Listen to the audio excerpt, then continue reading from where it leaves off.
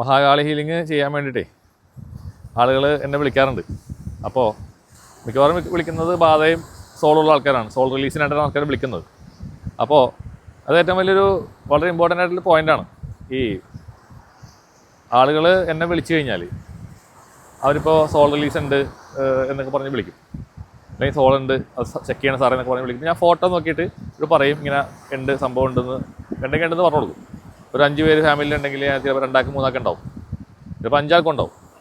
പക്ഷേ എന്താണ് ഇവിടുത്തെ പ്രശ്നം എന്ന് വെച്ച് കഴിഞ്ഞാൽ എൻ്റെ അടുത്ത് വന്നത് ഈ സാധനം ആക്റ്റീവ് ആവും, ഈ ഇരിക്കുന്ന സാധനം ഉണരും. അപ്പോൾ ആളുകൾക്ക് അത് കഴിഞ്ഞ് കഴിഞ്ഞാൽ കഴുത്ത് വേദന അത് എന്നൊക്കെ പറഞ്ഞിട്ട് ആൾക്കാർ വിളിക്കും. സാറിന് വന്ന് കോണ്ടാക്റ്റിന് ശേഷം ഞങ്ങൾക്ക് ഇങ്ങനെ ഓരോരോ സാറ് പറഞ്ഞ പോലത്തെ ലക്ഷണങ്ങളൊക്കെ ഉണ്ടല്ലോ എന്ന് പറയും. അപ്പോൾ എന്താണെന്ന് ചോദിക്കും. ഞാൻ പറയണമെന്ന് വെച്ച് കഴിഞ്ഞാൽ നിങ്ങളുടെ ശരീരത്തിരിക്കുന്ന സാധനം അതിരുന്ന് നിങ്ങൾ അറിയണില്ല, ആ സോളിരിക്കുന്നത് നിങ്ങൾ അറിയുന്നില്ല. പക്ഷെ എൻ്റെ അടുത്ത് വന്നു കഴിയുമ്പോഴേക്കും ആ എൻ്റെ വൈബ്രേഷനിലേക്ക് നിങ്ങൾ വന്നു കഴിയുമ്പോൾ അത് ഉണരുകയാണ്, അത് നിങ്ങളുടെ ബോഡിയിൽ ഉണർന്ന് പ്രവർത്തിക്കുകയാണ്. ആ സമയത്താണ് നിങ്ങൾക്കത് ഫീൽ ചെയ്യുന്നത്. അതുവരെ നിങ്ങൾക്ക് ഉണ്ടെങ്കിൽ നിങ്ങൾ അറിയുന്നില്ല, സെറ്റായി കഴിഞ്ഞു നിങ്ങളുടെ ബോഡിയിൽ. ഇനി രണ്ടാമത്തെ കാര്യം, ഞാനിപ്പോൾ അപ്പോയിൻമെൻറ്റ് ആർക്കും കൊടുക്കാറില്ല. നേരത്തെ കൊടുത്തെന്താ കുഴപ്പമെന്നറിയോ? കേൾക്കുന്ന ആൾക്കാർക്ക് കുറേ പേർക്ക് മനസ്സിലാവും എന്തുകൊണ്ടാണ്.